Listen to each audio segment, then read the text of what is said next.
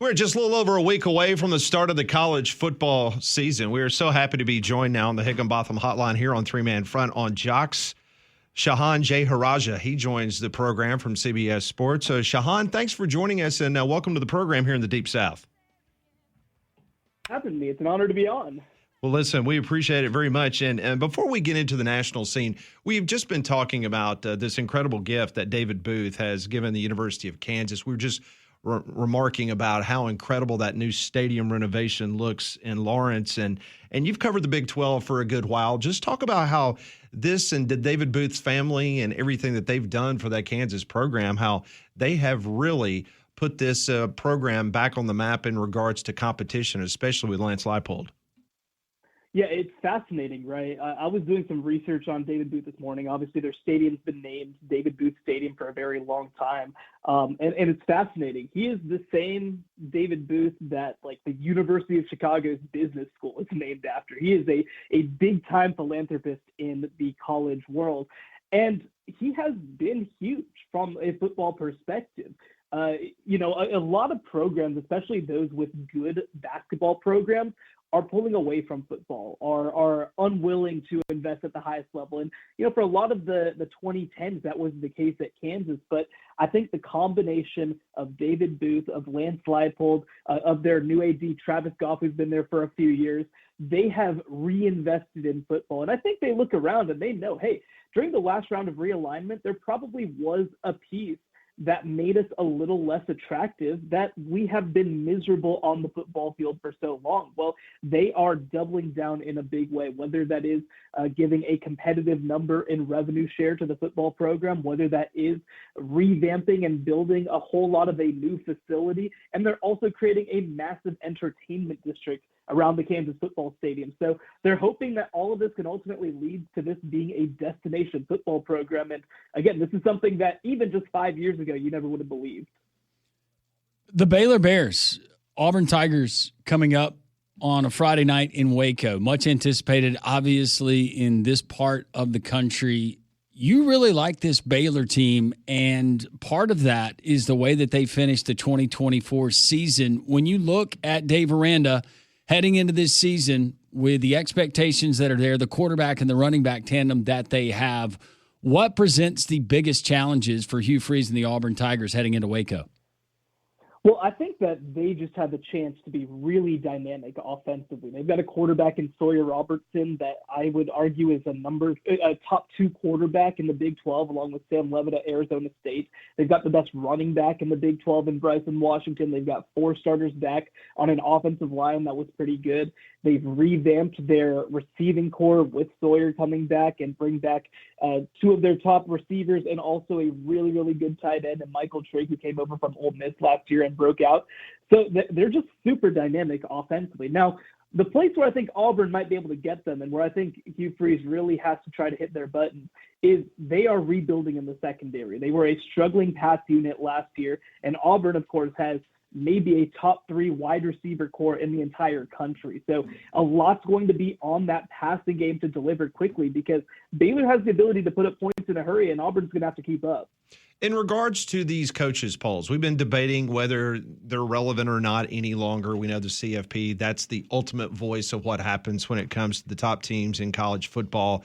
But as you look at these preseason polls, whether it's the AP or the coaches' poll that came out, was there one particular team or two that really surprised you, whether they were too high or too low in the preseason rankings?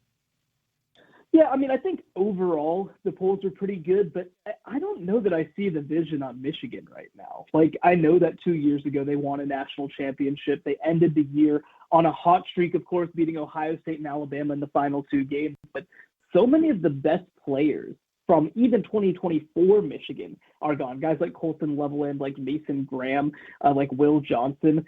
And look, they obviously bring in the number 1 overall recruit at quarterback in Bryce Underwood, but he's going to have to get ready right away. In week 2, they play Oklahoma on the road, and I think that they're probably going to lose that game. So for them to finish, or to start the year rather, in the preseason top 15, I understand the respect that they're given, and I think it's probably deserved.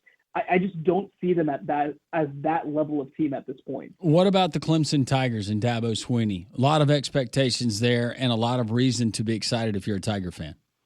Yeah, I'm very, very high on this team. And I'll tell you what, I think that you look around right now, there were 6 teams that got first place votes in the preseason AP Top 25, which is the most since 2016. Ironically, one of the years that Clemson won a national title. I think that Clemson is one of these teams that can get into that number one conversation at some point in the year. When you look at what they bring back, it's not at one place, it's everywhere, right? Defensive line, they have not just the best defensive line in the country, but the best by a pretty wide margin, in my opinion, with guys like Peter Woods on that unit. I think that last year in the second half of the season, and especially when they played Texas, I think they got a chance to show out. This is a Clemson wide receiver core that looks more like Clemson. When you look at their struggles over the first couple of years post-2020, receiver was what I would argue is actually their biggest problem, even more than the quarterback position. So I think that they're going to be dynamic there. They've got a quarterback in Cade Klubnik who's going to at least contend to be one of the top 3 quarterbacks in the country. And so I think that this is looking, again, like a real Clemson team. We kind of had that blip in the middle between 2020 and maybe 2023 where it felt like they were trying to fight back to getting back to business. I think that they're finally back, and I expect them to be a legitimate national title contender this year. Shehan Jeyarajah, he joins the program from CBS Sports talking national college football. Got to ask you about the Southeastern Conference. We were all wringing our hands over in Atlanta at SEC Media Days before we posted our votes. The top 4 teams kind of intermingling, kind of mix them up in a bag and pull them out. And the majority of folks said Texas was the team. But you got Georgia, Bama, LSU potentially. From your perspective, Shehan, what do you like in the Southeastern Conference this year? Well, there's a lot to like. And just like nationally how I think there are a lot of contenders, I think there are a lot of teams that can break into the contender group this year. I ultimately picked Texas as my number 1 team in the SEC, but I think it's kind of a statement of how much parity there is that the number 1 team in the SEC and in the country is a team that replaces 3 offensive linemen and their quarterback and their receivers. So, like, they are absolutely gettable in 2025, just like they were in 24. A team that I'd like to maybe overperform is LSU. When you look at what they brought in the portal, and you always have to be a little wary of relying too much on portal commitments, I think they've done a great job of being targeted, especially in the secondary. They brought in a couple of transfers who have big-time production under their belts at the power conference level. I'm thinking of somebody like Mansur Delane coming over as a cornerback from Virginia Tech, AJ Halsey as a safety from Houston. I think that these are just the kind of players that they did not have during some of their struggles last year. And by my money, I think that Garrett Nussmeier is the best returning quarterback right now in the SEC. And I think he's going to have a really good chance to be the number 1 pick in the NFL draft next year if he shows out the way that I think that he could. So, you know, I think that LSU is one of those teams that really have the ability to overperform, but go down the list. I mean, Georgia, I think Alabama is undervalued right now. There's so many teams that I think have the ability to get into that contender conversation. When we go back big picture nationally, Shehan, what is that team that could potentially be last year's version of Indiana? Ooh, that's a good question. You know, there's a couple that come to mind, right? I think of, well, in Indiana, right, like it's such a unique situation because you're talking about, 40 years of lackluster play. But, when you talk about teams that maybe can push their way into the conversation, I'll give you 2. One is Utah, which maybe they're not under the radar anymore because, they're if you look at FanDuel, they're the favorite to win the Big 12. I don't know that I'd have them there, but I do think that they are a team that over the last 2 years had as bad an offense as there was in the power conferences. And their floor is going to be so much higher with the offense that they bring in with Jason Beck, the offensive coordinator from New Mexico. That was the only offense in the country last year to produce 2,000-yard rushers, including the quarterback that came over with them, Devin Dampier, to Utah as well as part of that acquisition. And so I think that their floor is going to be much higher than people realize. And a sort of off the radar one, I think that Duke is a lot better than people realize. They won 9 games last year, and they feel like they upgraded in a big way at the quarterback position. They feel like they can be a potential ACC contender if some things break right for them. And they get Clemson in the middle of the year, but every other game on their schedule is very, very winnable, including a big matchup against Illinois in week 2 that could help launch them to the national stage. So again, for them, they're going to have to probably go 11-1 to have a chance to make the playoff, but I think that's on the table. I have to ask you about the college football playoff expansion. So much discussion in the offseason about a 5-11, automatic qualifiers.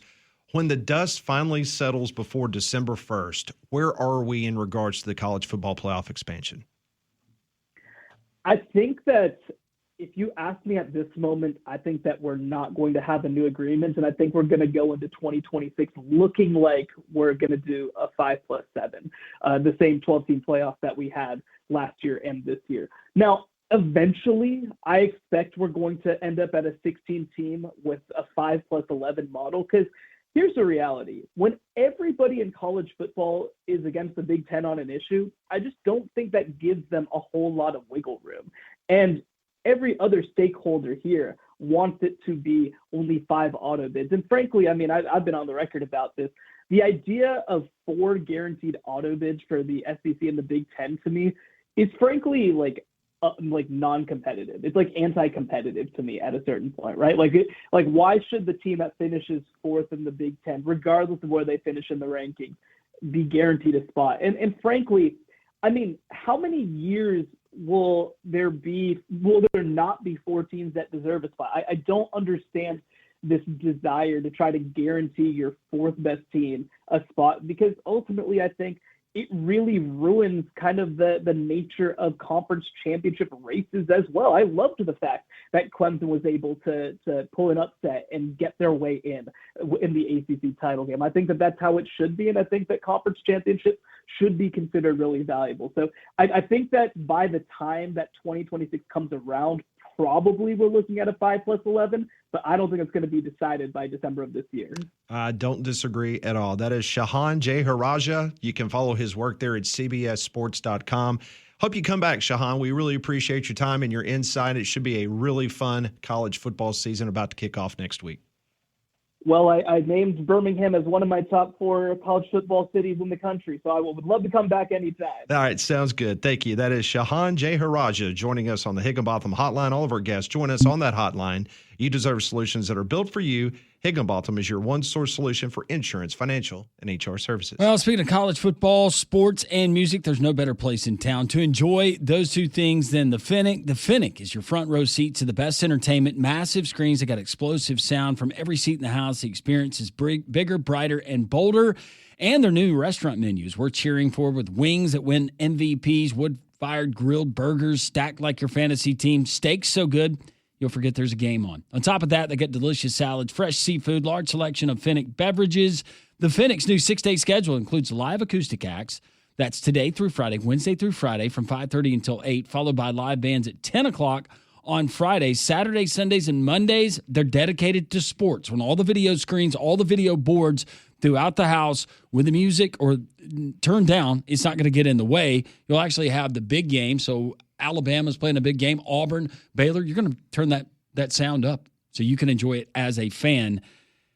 Our friends at the Finnick, go and check them out. We can't wait to see you there. 1630 2nd Avenue South near Railroad Park. What a great interview with Shehan, and we will kind of dissect some of the things he said, including maybe a possible upset, Duke knocking off Illinois. Would Burt be okay with that? Would Bielema and company? We'll get into that. Top of the hour, we'll go to Oklahoma and find out what's going on with Moneyline Mateer. That's next on 3 Man Front.